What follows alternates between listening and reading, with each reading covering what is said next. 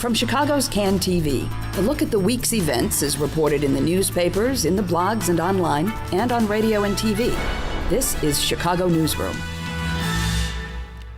Well, hi again. Welcome to the show. On today's show, Rahm Emanuel. Well, not in person, he's not here, but rather we'll talk about the concept of Rahm Emanuel. Who is this guy we've all been living with for the past 30 months?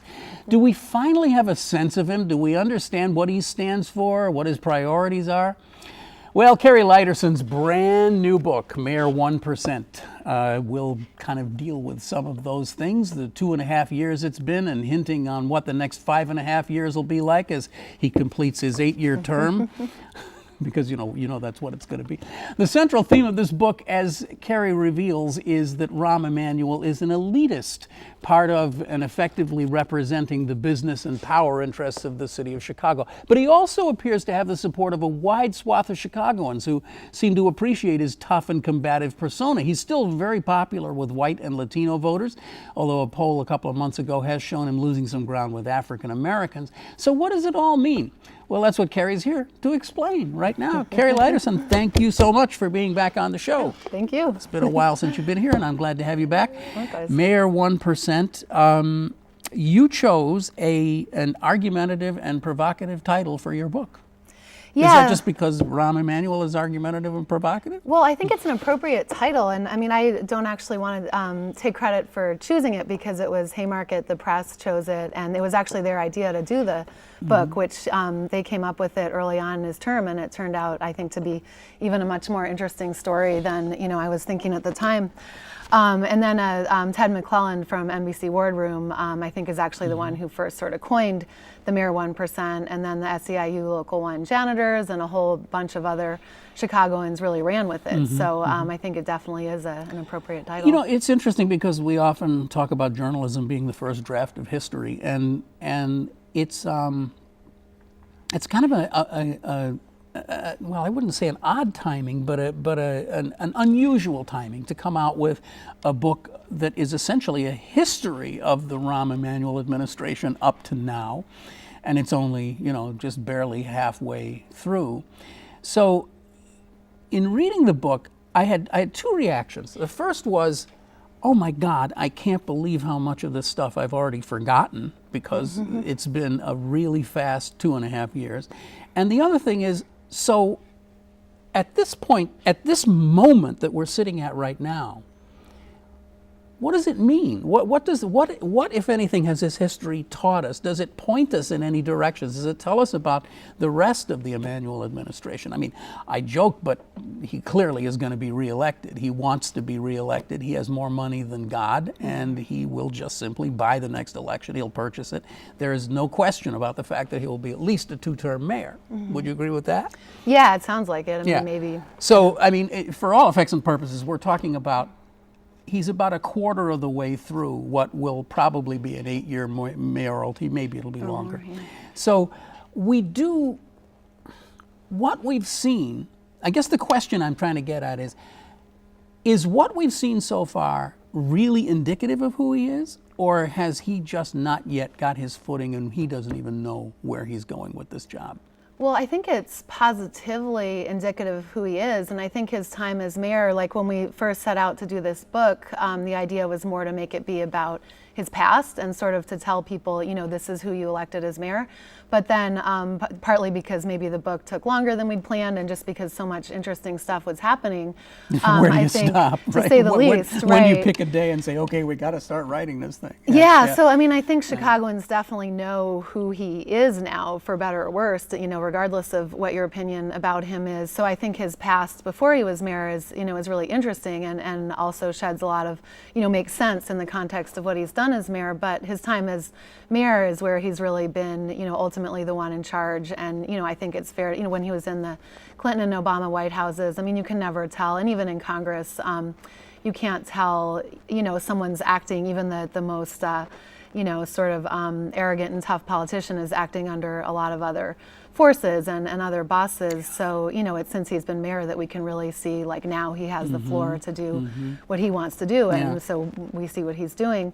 So I think that positive, what he's done so far and the way he's dealt with the teachers and unions and just sort of the public as a whole, and his whole focus on privatization, positively reveals his political and personal character and philosophy. So I guess the big question is, it definitely, he is still, he does have, the polls show he has more support than, you would sometimes think when you're actually out talking to people. But, things even going by those polls, he's definitely not doing as well as I'm sure he would have hoped in terms of popularity and in terms of high-profile issues like the violence. And so anyway, I think the question in terms of who he is he able or willing to change it all for the remainder of his?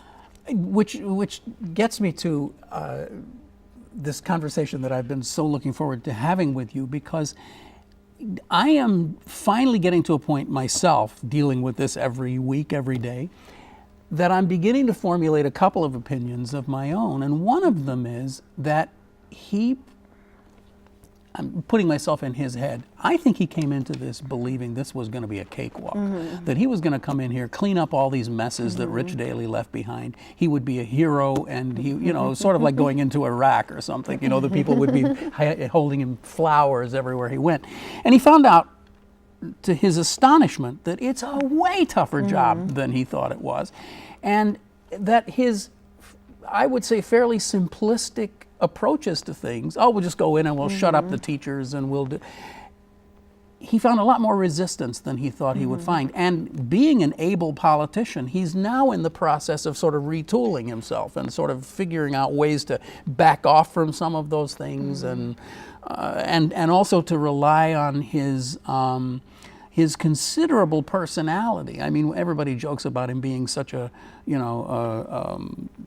an aggressive sort of guy. But I think when you see him in public events, when he shows up at plays and things like that, there's a real kind of sort of a love for him, because we've not had a mayor like that since at least Harold Washington anyway.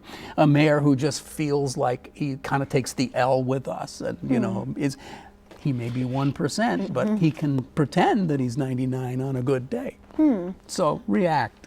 I guess I don't actually feel that way. He has spent a lot of time on the L, and that was sort of central to his campaign strategy, but I feel like the L was kind of a replacement, both in campaigning and, more symbolically in the bigger picture. I thought that was a sort of, cheap, and it was a smart thing to do. All politicians go to the L, but, he didn't go to the town halls and the public forums either during his campaign or since. So, the L is a way to get people on the run and to, I think, make it look. He's all about image. He's always been a master strategist in terms of image and spin and everything.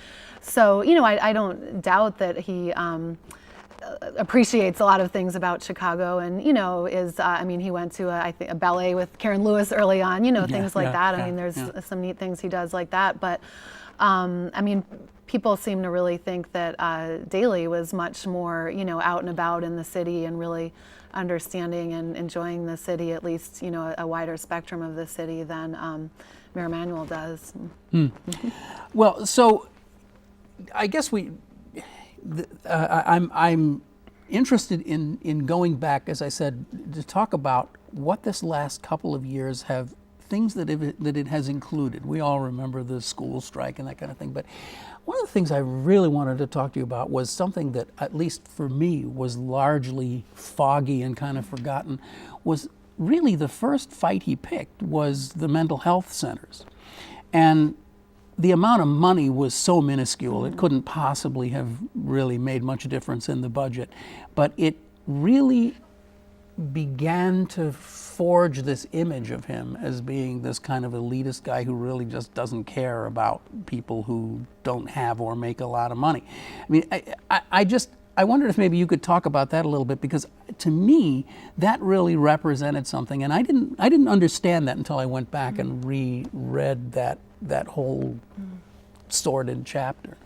Yeah, well, I think the mental health movement, so he definitely picked a fight with the teachers even before he was elected. And I think the mental health movement is a really interesting, his conflict, or, he just basically tries to ignore them, but, their campaign against him, it's different than the teachers, and it's really interesting because I think that's a perfect example of how he thought he could just totally impose his plans and his will, without meeting public resistance and without having to deal with public resistance or even, the actual impacts on people. So I don't think he picked a fight with them. I think that caught him totally off guard, that, this segment of people that's, relatively small numbers-wise, much smaller than the teachers union, and, is really vulnerable and disenfranchised in a lot of ways. I think he had absolutely no idea that they would end up being, really dogging him and getting a lot of attention. And still to this day, dogging right? him. Yeah, exactly. And it's also symbolic. I mean, and obviously Chicago's budget is in terrible shape, and some efficiency, and I mean, there's definitely good things he's brought to the table in terms of management. But this is an example of where the bottom line and efficiency, and I mean, a lot of the, or some of at least the progressive aldermen have made exactly this point, that you can't always, saving $2 million by closing the mental health clinics actually isn't worth it in terms of the actual impact on the people, and then even the larger costs when those people end up in emergency rooms or in jail. Or so, as smart as he is with money, I think that's an example of where he's been what's the word, penny wise and pound foolish. So but it's more than just penny wise and pound foolish. It really strikes me as a kind of either somewhere between naivete and arrogance, that coming in to office, you would think that you would look at this and say, the guy before me, I can't remember his name, but the guy was here for 22 years or something, and he never touched this, and it's $2 million. I mean, it's like, so there must be a reason. Maybe I should know more about this before I go and take this stick to this, this bee's nest or something. Yeah, and I mean, because Daley did, a number of clinics, there used to be, I forget the total number, there were many more mental health clinics at some point, and Daley did close some of them, and he tried to close these 6 that Emanuel did end up closing, and he backed off because of the opposition and because of this movement. So, I don't know if it was a matter of the mayor not doing his research, or if he knew about that and just figured he was much stronger and would be able to push it through in a way that Daley didn't.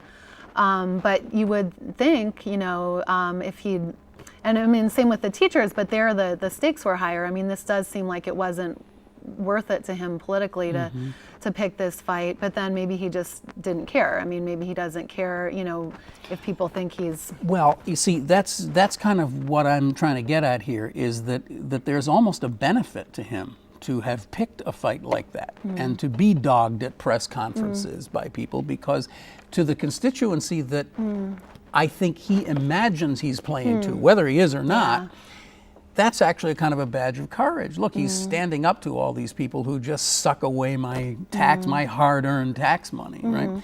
I don't know. I don't know if that's true or not, but it's a curiosity for me, and one of those enigmas that I haven't been able to figure out about him. And you've talked about the teachers. We should move to the whole question about the teachers and the teacher strike. The narrative is that he came into office just armed to the teeth, ready to take on the teachers, that he saw them as a formidable enemy, a foe, and just decided that he was going to demonize them, he was going to set them up, and then get in there just kind of like a K Street operation or something. He was gonna soften them up with public relations, make them look really bad, and then attack from 3 or 4 sides, and they would be gone. They'd be out of his way in 6 months, and then he could get on with what that's the narrative. I don't know if any of that is true, but he certainly seemed to behave in that way. And it's that intersection between arrogance and naivete that I really haven't yet figured out, because did he really think that he was going to be able to take the teachers union down? Did they seem so vulnerable to him at that time? Yeah, that intersection you talked about is a perfect way to describe it. And I think with the teachers in particular, again, it seems to me that he didn't do his research adequately, because I talk in the book about the whole takeover of the teachers union by CORE and by this, really progressive and strong leadership that also has really widespread public support, both in the union and among the broader public. And had recently happened just before he became mayor. Yeah, I guess it was a year before, if I'm remembering right. So fairly recently. Yeah. I imagine he was aware of it, but it seems that he underestimated the level of organization and public support and how formidable they would be. And maybe if it had been the teachers union 5 years earlier, maybe it probably would have worked. But I think as brilliant of an opposition researcher and strategist and all that people say he is, it definitely seems like he's had some failures on that front. So then the question becomes: Is it a case of losing the battle and winning the war? I mean, and that's the one that I think is the toughest question to ask about the schools thing, because he clearly was embarrassed and humiliated and lost big time in the teachers' strike and the longer school day and all that. But you look at the other fronts, the encroachment of quasi-private schools and charter schools, all of the agenda that I think many of us would have accused him of bringing in with him in his bag of tricks. Those are advancing quite nicely, thank you very much. He's closed 50 schools. The neighborhood schools are just basically dying on the vine because of lack of resources. And these are the things that if the paranoids in the schools issue would have said from the beginning, this is what he's going to do if he becomes mayor. Isn't he winning the war? Yeah, with the schools, there was obviously really massive public opposition really throughout, the past year, and they, I think, carried out the school closings. Even if it did make the most sense to close a lot of these schools, I think it was carried out really horribly in a way that stoked much more public opposition than there even had to be, with all these meetings where then all the input was completely ignored and the mayor and the board never showed up at the meetings, and just everything about the way it was carried out, was awful. Luckily for him, and this was, obviously intentional to do it right now. So, things that so far this year, the budget cuts in the schools, in the remaining schools, have been really drastic, and there's a lot of frustration and outrage about that. But even that people may adapt to and have forgotten about by the time the election rolls around. So maybe on some level he is winning the war there, but I think another aspect to this is that taking on the teachers, obviously there's a lot of animosity toward unions, so I'm sure he could score a lot of political points in Chicago and probably more importantly for his future career, nationwide by taking on unions. But the parents and the regular citizens, and especially African American citizens who were really upset about the school closings, that's different. You don't really score unless you're talking like the very far, right wing who thinks all urban residents are, leeching off welfare or something. Aside from that demographic, you're not really going to score points from hurting and outraging regular parents. So, it is the public, the war, the public relations part of the war is complicated. So, tell me what you think are the 2 or 3 things that he has done that are most positive and most negative, because obviously he's a complicated guy. Well, in terms of positive, I write a lot about energy and the environment, and he has been, it's fair to say, a real leader on that. And that's a realm where maybe his style actually makes a lot of sense, because some energy and, he's done this big, although it hasn't really played out yet, but he at least has promised to do these energy efficiency overhauls of public buildings and brokering the agreement to close the coal plants and investing in battery research and electric vehicles. A lot of things he's done on the energy front are good, and that's a place where those aren't all things that necessarily the public needs to weigh in on, and they don't affect regular people as directly as something like closing the schools. So that's where maybe his style is actually really good. So there's definitely some, positives there, I think. In terms of negatives, I think the biggest negative is just the way he deals with the public, which has played out definitely in the whole debate over the schools and, the clinics. I mean, so many things. Well, the budget hearings. Right, as a perfect example. I love your accounts of the budget hearings. And it's because, as I've said here before, I once worked briefly in the Daley administration.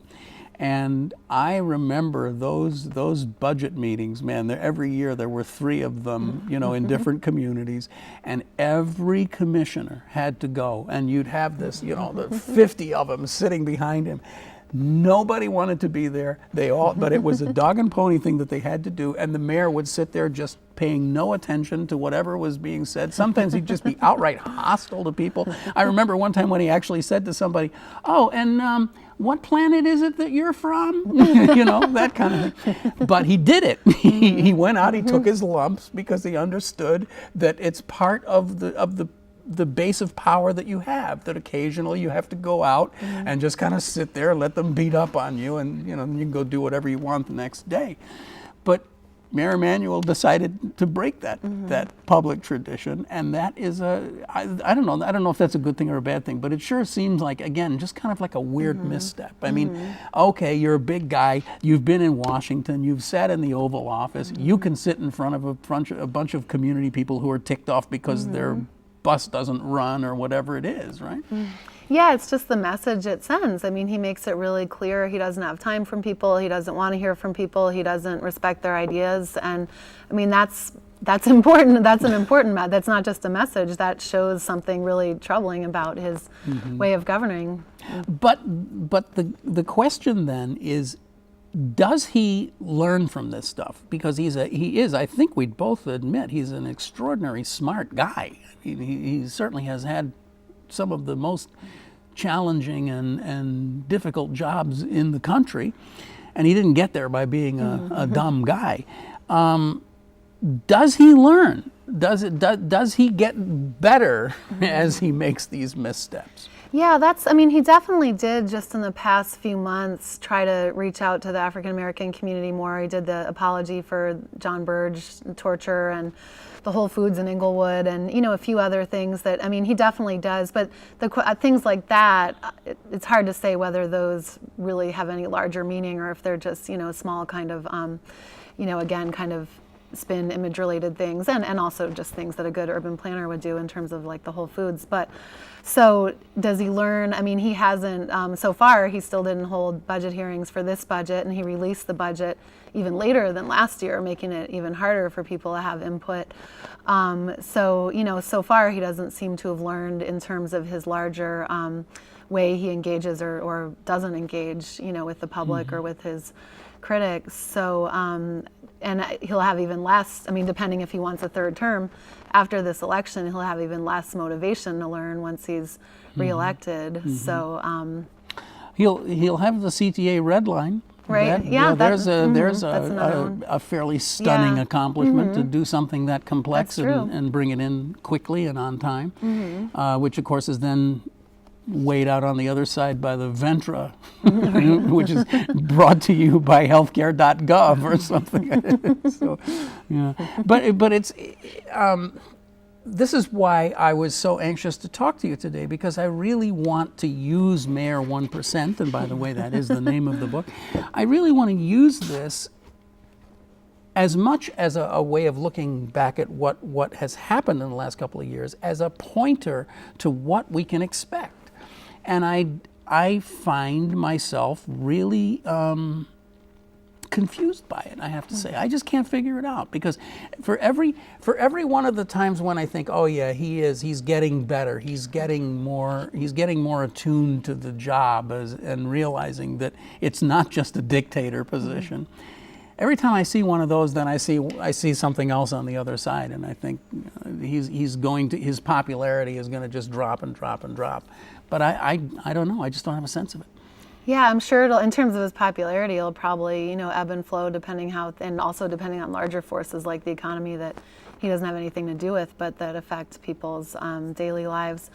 And Yeah, I mean, I think I'm sure he is, and he has, not so much with the teachers, but with other unions, he has learned that he has to work with them, and, he has worked with them a little bit better, over the last year and a half than his first summer when he just tried to totally steamroller. Well, let me interrupt that. That's a very interesting point you bring up, because we've been talking now for almost 2 years about this explosive police and fire negotiation that is going to that's going to jump up on us and change everything.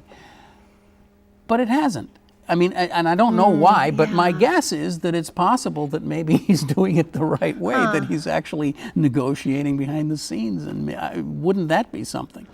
Yeah, I'd like to know. That would be interesting, and I would imagine the relationships with the police and fire are a little bit different. And I mean, the fire union leadership came out really in support of the teachers, and the Fraternal Order of Police is a whole different story. So, yeah, but it's true that hasn't. But then, of course, with the police, there's the whole issue of the violence and the overtime versus the progressive aldermen are calling for hiring more officers, and I mean the violence and policing issue is just so complicated. I personally can't say that he's done a good or a bad job on that. It's just a mess, but it is a situation where, listening to the people in the communities would probably be a good idea. Well, there's that other just insoluble question about whether he should have done what he said he was going to do, which was hire more police officers and put more police on the street. He obviously decided early on that he couldn't do it for whatever reasons, either didn't want to or didn't have the money, so he instead tried to replace them with public relations by saying, oh no, we have them, we just, we moved them around. Right.